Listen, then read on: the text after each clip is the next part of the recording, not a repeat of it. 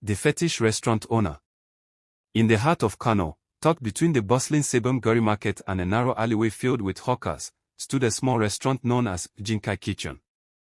The food was unmatched: smoky suya, pepper soup with healing aromas, and tuwo shinkafa so soft it melted on the tongue. People traveled from neighboring towns just to eat there, and many whispered that the food had a spiritual sweetness no other place could match. The owner, Malam Bawa, was a quiet, heavy-set man in his 50s.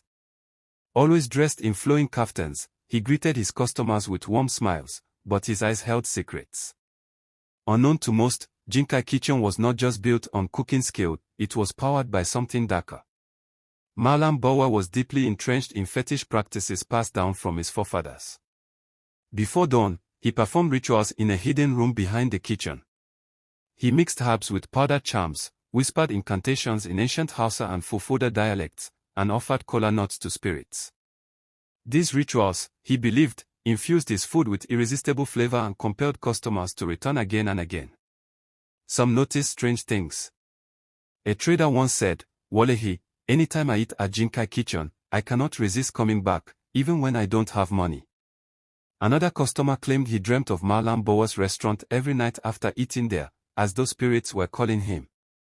But not everyone was blind. Amina, a young university student studying food science, grew suspicious. She noticed that despite the restaurant's massive daily sales, Malam Bawa never expanded or modernized his shop. He preferred the old, dimly lit space, as though it held power. One evening, after pretending to forget her purse inside, Amina crept back into the restaurant and overheard strange chants coming from the back room. What she saw chilled her: charms tied with red cloths, calabashes filled with dark liquid, and a pot of stew placed in the center of a ritual circle. Malam Bawa sprinkled powders into it while muttering, "Kudosu, let them be bound." Terrified, Amina ran out. But when she tried to warn others, most laughed at her. They said jealousy was making her imagine things. Some even accused her of trying to ruin a successful man.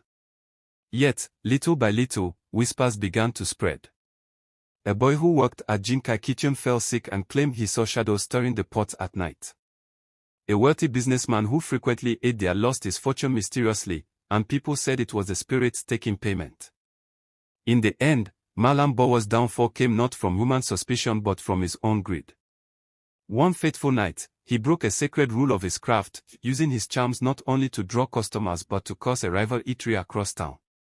The spirits, angered by his excess, turned against him. When dawn came, Jinkai Kitchen was found abandoned. Pots lay cold, the charms scattered, and Malam Bawa had vanished without a trace. Some claimed he was swallowed by the very spirits he served. Others swore they saw him wandering the outskirts of Kano, mad, muttering recipes only ghosts could understand. And to this day, the empty restaurant stands, avoided by locals. The smell of spices sometimes drifts from it at night, though no fire burns inside. People say, beware of food that tastes too sweet, it may be seasoned with more than pepper.